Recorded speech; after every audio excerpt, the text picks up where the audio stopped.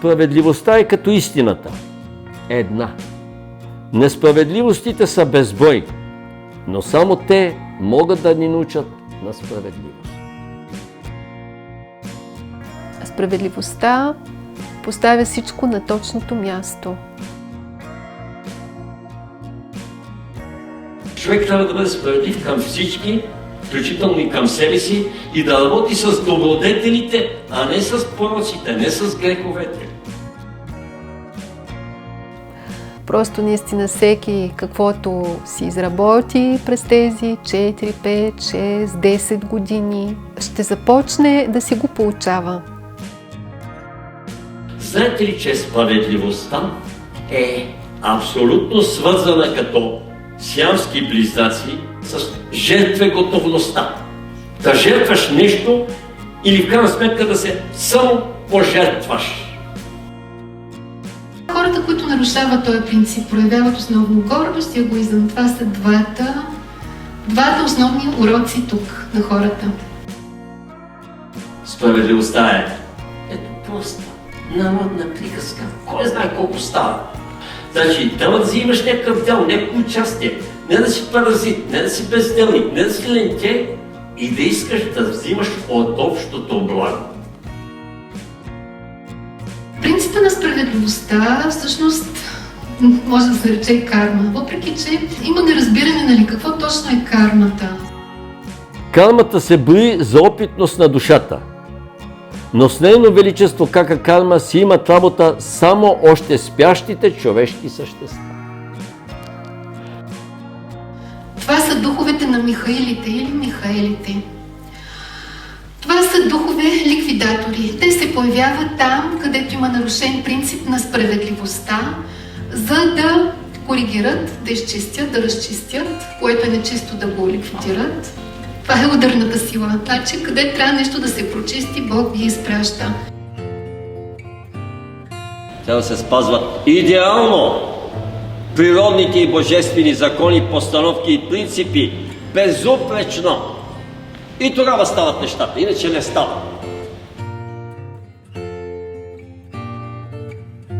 Числото на кармата и на справедливостта е седмицата.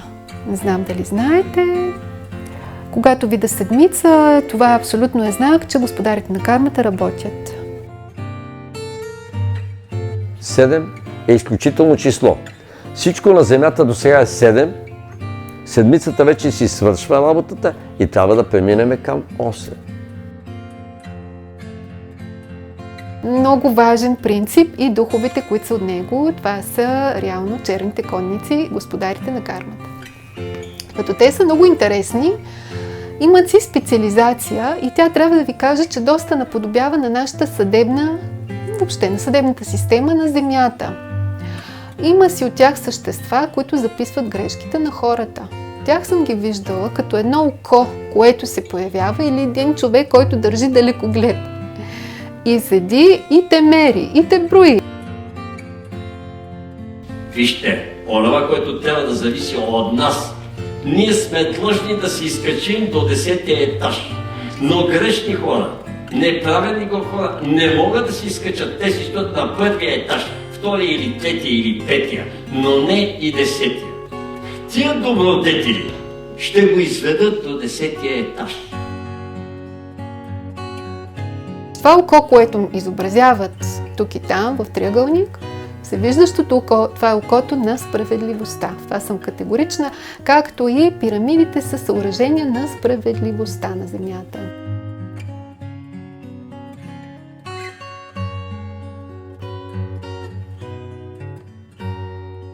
Недобрият човек е добър човек.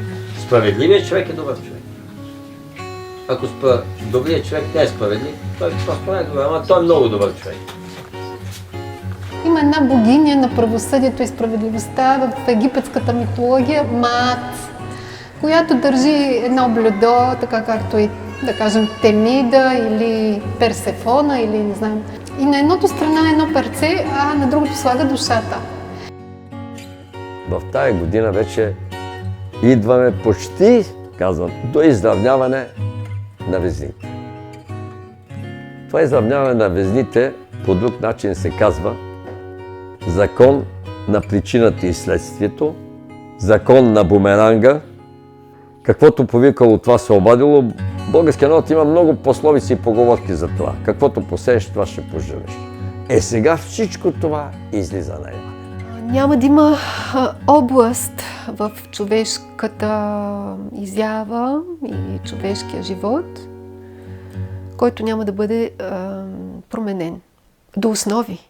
Не просто моделиран, а напълно променен. 23-та година е определена, която е, така да се каже, една фундаментална година за промяна на съзнанието и всеки ще го изпита на себе си, ако наистина не хване правия път, казано по-народно и по най-простичко.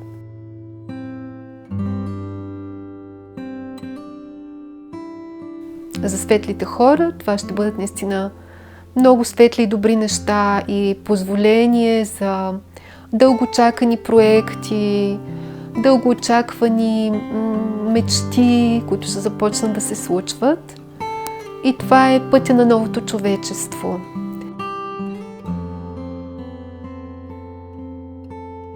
Щом си човек и още повече духовен, ще се отнасяш към всички работи.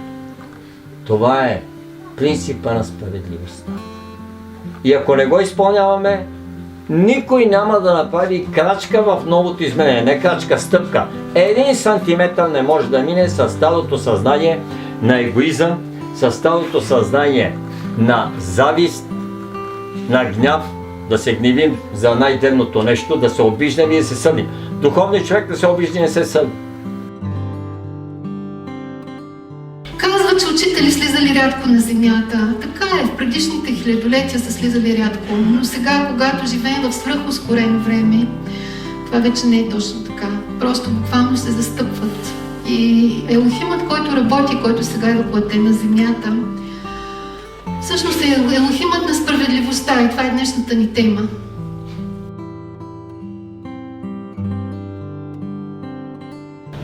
Както обичаш децата, внуците си и любимите си същества и любимата, и не искаш косъм да падне от главите ми и отгоре камъче, така трябва да се отнасяш към всички видове живи същества, ако не можеш, поне към хора.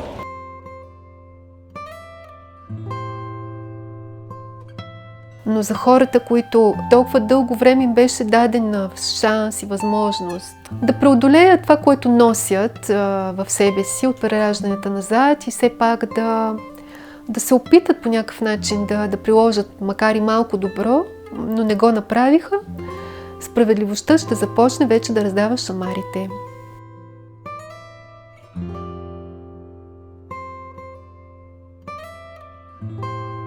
Нито едно съзнание не е загубено, разберете. Нито едно съзнание не е загубено, ако то само реши да се промени.